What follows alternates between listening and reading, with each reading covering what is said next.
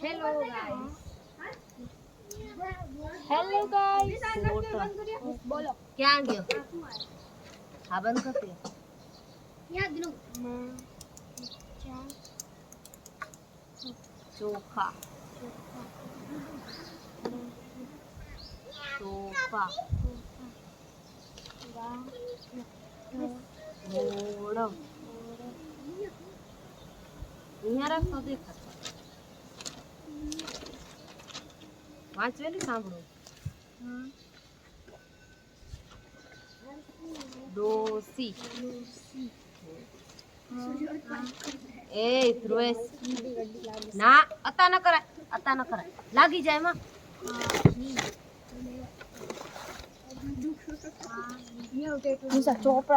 લાગી જશે ધ્રુવેશ લાગી જાય દીકરા હવે આ ખાલી જગ્યા હું ને તને ભરતે આવડે ને તો ભરી આવ ના કામ શીખતા ચોપડી સાહેબ તો વડે ચોપડી માં નકા નોટ માં જ લખવાનું મારી ગોળે તો એ સાઉન્ડ ફૂટી દે હાલો સાવન વિજ્ઞાન કે સામાજિક વિજ્ઞાન મિસ બોલો હાચે હારું છે તને કવિતા ભણાવવાની મે સામાજિક કયો દાખલો કરવાનો મિસ અરે ત્રીજા નંબર ક્યાં દીધો તમે આગળનું વાંચી લો ખલજી વંશ પછીનું વાંચી ત્રીજા નંબર પર ક્યાં દીધો તો હે ત્રીજા નંબર નતો દીધો ઘરેથી તો કયો દીધો તો બીજો કોક દીધો તો બીજો નતો ત્રીજા નંબર નો જ દીધો લાંબા ખોખાની ગણતરી કરી હતી લાંબાની ગણતરી દે તું મને રાઈટ દેવો હા આતે ખોટું લાવી હતી લખી દો ને જાજી આવશે કાઈ એક જ નિયમ નથી લખ બીજા લખી ની તો લખ હું બોલતી હું લખ જે પ્રત્યય ની પાછળ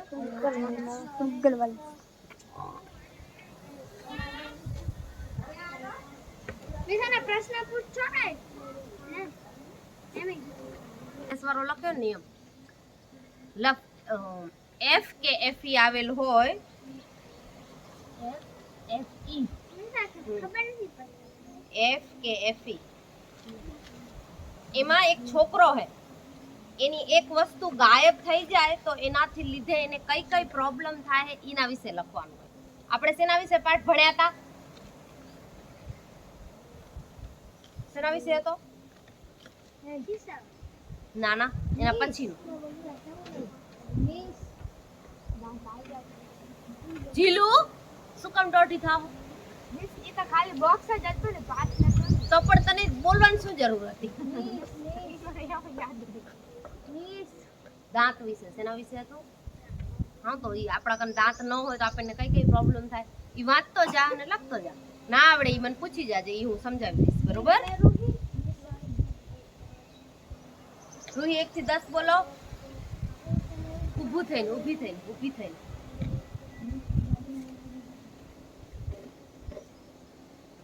બોલો 1 કરે 1 વગડે 5 3 પછી શું આવે 4 પછી હાથ નીચે રાખ પછી 6 પછી 7 પછી 7 પછી 10 ના આવે 8 બધું ભૂલી ગઈ 8 પછી 9 એકડા મીંડી 10 અને આ લેસન કેમ નથી કરી આવી ના મોટા એકડા નહીં જાડે મોટા એકડા તને બરોબર ખૂટતી આવડે હવે નનકા એકડા ખૂટવાના નનકા ખૂટીસ થાય લખતે આવડશે ને કાઈ પછી આવડા મોટા પેજમાં લખનારી હતું તો પછી નોટ ન ભરાઈ જાય આપણા પેજ ના ભરાઈ જાય પછી વરી નવી નોટ લેવી પડે એના કરતા નનકા એકડા લખતો જગ્યા ઓછી ખપે પછી એફઈ વ્યવહારિકતાઓ એફ કે એફઈ હોય તો એફ કે એફઈ ની જગ્યાએ VES લાગે છે VES પ્રત્યય લગાડવો ચલો બિચારી ફિયોના બરોબર બોલો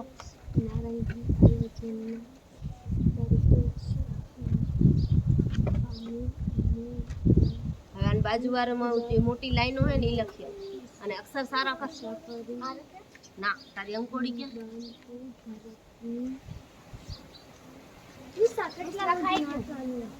2 પોઈન્ટ 2 વંશરે ની વાંચી જાઓ પછી હું કરાવું. નાના ભણાવીશ. ટીક કરવું હોય તો કરતો આવ ભલે. હાલે આ લાઈન રહીને ઈ રાખવાની. હું પછી લખ્યું એફ કે એફ ઈ હોય તો ના લખી નહીં દો. મેં તને તે દી લખાય તું કીધું કે નોટ ક્યાં ફગવી આવી તો કે જડતી નથી. પછી મિસ એફ કે એફ ઈ ની જગ્યાએ વીએસ પ્રત્યય લગાડવું. થઈ ગયું. હવે નેક્સ્ટ જે પ્રત્યયની પાછળ બીજો હે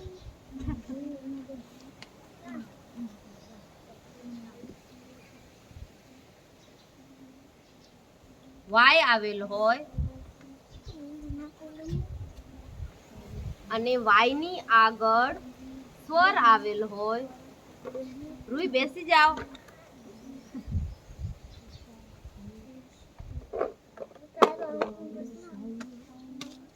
ચલો બિચારી ફિયોના મહેરા સાહેબના ગર્ભ શ્રીમંત કુટુંબમાં એમની 7 વર્ષની પૌત્રી ફિયોના વયમાં સૌથી નાની. એની માં પણ 45 થી વટાવી ચૂકેલી. બરોબર. મહેરા સાહેબનું જે શ્રીમંત એટલે કે ખૂબ જ સાવકાર પરિવારની અંદર એની 7 વર્ષની પૌત્રી હતી જેનું નામ હતું ફિયોના અને આખા કુટુંબમાં સૌથી નાની છે અને એની મમ્મીની ઉંમર પણ 45 વર્ષ જેટલી છે. દાદા દાદીની તો વાત જ શું કરવી કે એની મમ્મી એ 45 વર્ષની છે તો દાદા દાદીની તો ઉંમર જ કેટલી મોટી વધારે હશે. 2 પેઢી પહેલાના રૂઢિ રિવાજ મુજબ સાસુ વહુ એને ઉછેરતા. ધમાક ચકડી તોફાન મસ્તી બધાથી એ સાવ અજાણ. મોટા ઘરની છોકરીથી બહાર રમવા તો જવાય જ નહીં કે જે સાવકાર ઘરની છોકરી હતી એટલે એ બારે તો ક્યાંય રમવા જઈ ન શકે. બરોબર. અને એની મમ્મી અને એના દાદી ઈ જ એનો ઉછેર કરતા હતા. એને સૌથી વધુ દોસ્તી દાદા સાથે. દી આથમે આખાની ગ્રામ કહાણી એ દાદાને સંભળાવતી. દાદાનું બહેરાપણું એના બડબડાટની આડે કદી નહોતું આવતું.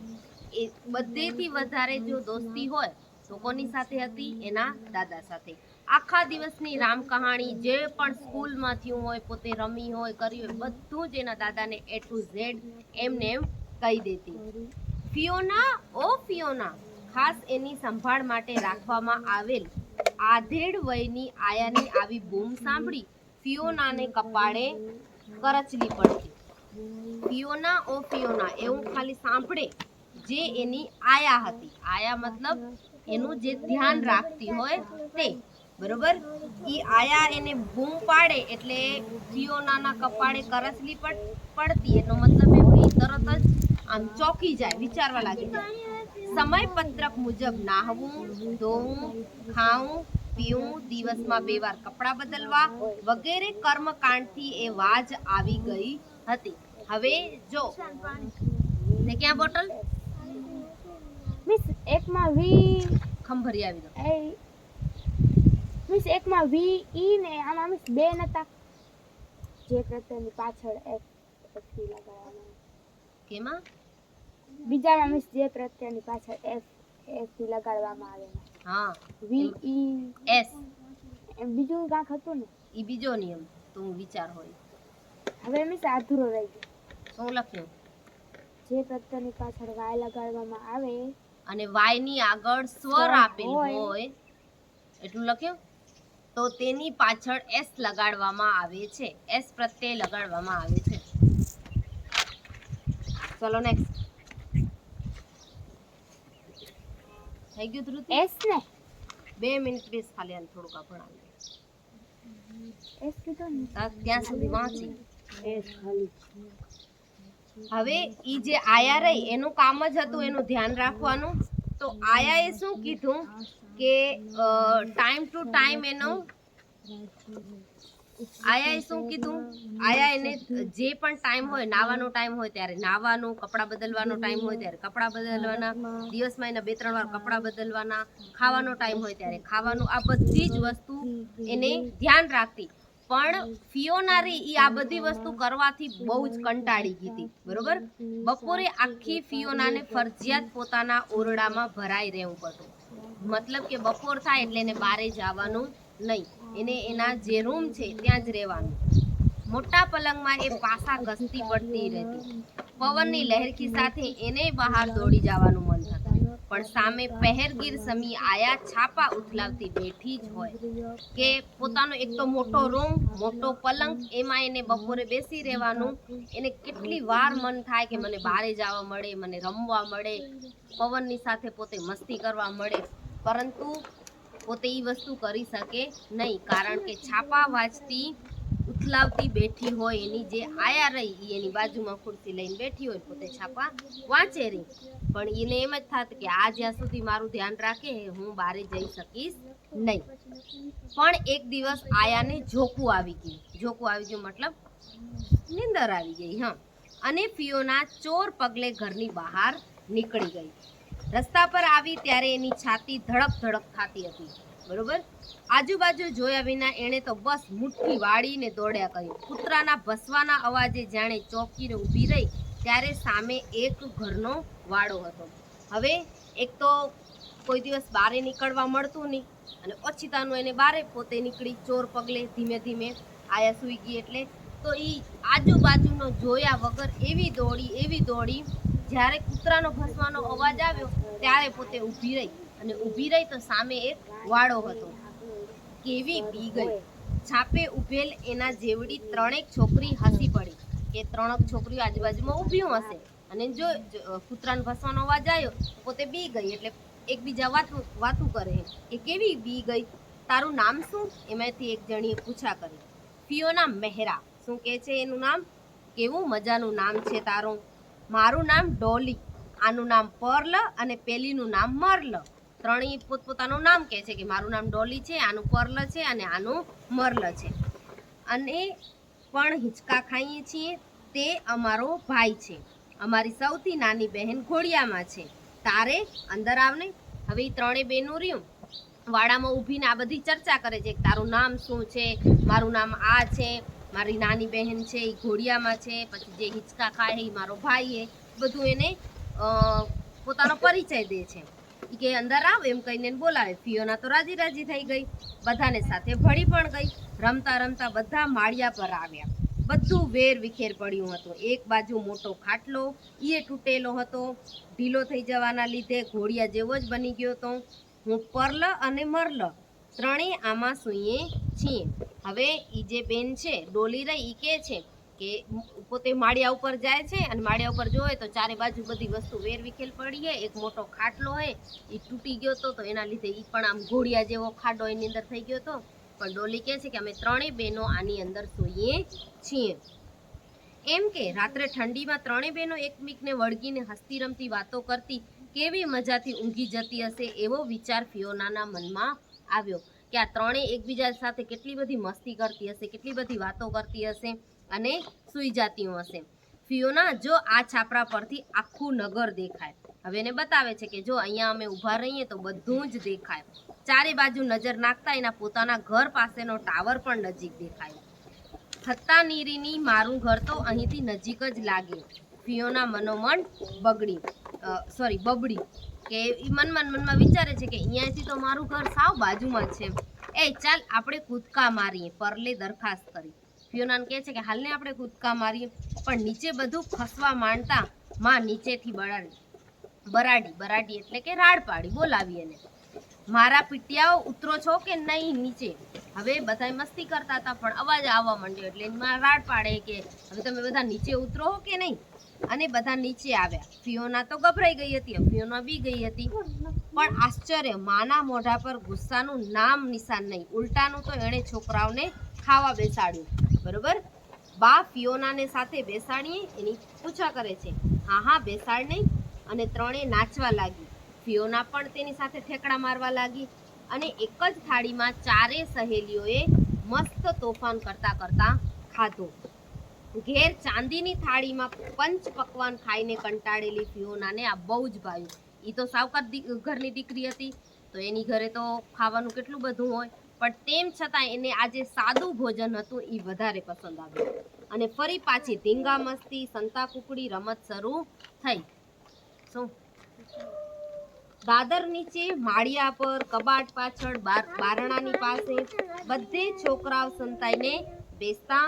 ડોલી ફિયોનાને ખેંચીને કોઠારમાં લઈ ગઈ. ત્યાં ખૂબ અંધારું હતું. કોઠાર એટલે કે જ્યાં કણે અત્યારે તો આપણે કેમ બધું અનાજ પીપળામાં રાખીએ છીએ, પહેલાના જમાનામાં એક અલગથી રૂમ જ રાખવામાં આવતો જેની અંદર ઘરની બધી વસ્તુ રાખવામાં આવતી. અત્યારે કેમ આપણે સ્ટોર રૂમ ઘણા હોય રાખીએ ને ઘરમાં, એવી જ રીતના એને કહેવાય કોઠાર. ત્યાં અનાજની કોઠીઓ, પેટી, પટારા, તૂટેલો ફૂટેલો સામાન આ બધું જ ફિયોના અધર શ્વાસે ઊભી રહી. મરલે ઉપર દાવ હતો. રેડી કહીને બહારથી બોલી એટલામાં ફિયોનાના પગ પરથી કંઈક સરકી ગયું અને એને ચીસ પાડી. ડોલી એના મોઢે હાથ દબાવી. ચૂપ રે, પકડાઈ જવું છે કે તારે? બીકણ બિલાડી છે, ઉંદરથી ગભરાય છે. હવે એ બંને કોઠીઓમાં લકાવા ગઈ તો ફિયોનાના પગ ઉપરથી એક ઉંદર પસાર થયો હશે એટલે એ બી ગઈ અને રાડ પાડવા જતી હતી તો એને મોઢું દાબી રાખ્યું કે તું તો સાવ બીકણ બિલાડી છે કે ઉંદરથી કઈ થોડી ના બીવાય. રમત પૂરી થઈ અને ફિયોનાનો અવતાર જોવા જેવો હતો. માથામાં બધે બાવા બાજ્યા હતા, ફરાક જરા ઉતરડાયું હતું, ચોટલાની રિબીન ક્યાંય પડી ગઈ હતી અને હાથ પગ બધે ધૂળ. એકદમ પૂરી પરફેક્ટ તૈયાર થઈને આવતી છોકરી જ્યારે એના અચાર જોઈએ તો સાવ વેર વિખેર થઈ ગયા હતા. અને પછી બધા હિંચકો ખાવા ચડ્યા. કોઈએ સૂચ્યું ચોર સિપાઈ રમીએ. પોલીસ આવી, ચોર જીવ લઈને નાઠા. હિંચકાનો વેગ વધ્યો. અરે આવ્યા પોલીસ. હિંચકો ઊંચો ને ઊંચો જતો રહ્યો અને ફિયોના સળિયાને સજ્જડ પકડીને ચીટકી રહી. ત્યાં તો ફિયોના બહારથી પરિચિત અવાજ કાને પડ્યો. હવે એ આ બધી મસ્તી કરતા હતા, હિંચકામાં રમતા હતા, ચોર પોલીસ રમતા હતા, આવડું બધું મસ્તી કરતા હતા. ત્યાં તો ફિયોનાને વરી અવાજ સંભળાય છે. ફિયોના મહેરા અને એ અવાજ ઓળખી જાય છે. જમીનને પગ અડ્યા. હિંચકો એકદમ ઊભો રહ્યો. સામે આયાનો રુદ્ર અવતાર જોઈ ફિયોના હેત પાઈ ગઈ. રુદ્ર અવતાર મતલબ એ ખૂબ જ ગુસ્સે થયેલ એની જે આયા હતી એને જોઈ અને ફિયોનાને તો ખૂબ ડર લાગે છે. ચાલ નીચે ઉતર, આવા ભીખરડાઓ જોડે તે તારાથી રમાતું હશે. હવે એને શું કહે છે કે આવા લોકો સાથે શું તારાથી રમાય? તારા વેશ તો જો. ઘેર જઈને પહેલી વહેલી મારે તને નેવડાવવી પડશે. હાથ તાણીને ફિયોનાને ઘેરે લઈ જવા લાગી. બિચારી ફિયોના દયામણી આંખે પાછળ બહેનપણીઓના સામે જોતી રહી અને આયા સાથે ઢસડાતી રહી, જાણે કસાઈને ત્યાં ન ઢસડાઈને જવાતી હોય એવી. હવે આ બધું ફિયોનાને તો અહીંયા રમવું હતું અને જોરાય એને ઢસડીને ઘરે ખણી જાય છે. ઘેર જતા જતા આયા કહેતી હતી, તારે બહાર શું કામ આવવું જોઈએ? ઘેર કેવા મજાના રમકડા છે, કપડાં છે, તે બગાડાય. પણ ફિયોનાને આમાંનું કશું જ સંભળાતું નહોતું. એના કાનમાં તો ડોલીના ઘરમાં જે ધમાક ચડીને આનંદ કિલ્લોલ જ ભડકારા વાગતા હતા. પાઠ્યો પૂરો. વિલિયમ મેહોનની અંગ્રેજી વાર્તાના આધારે કે એની પાસે બધા જ રમકડા હતા, બધી જ સુખ સુવિધા હતી, બધું જ હતું.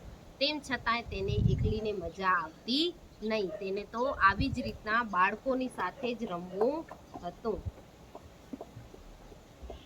મિસ થઈ ગયો. સારું. જીતો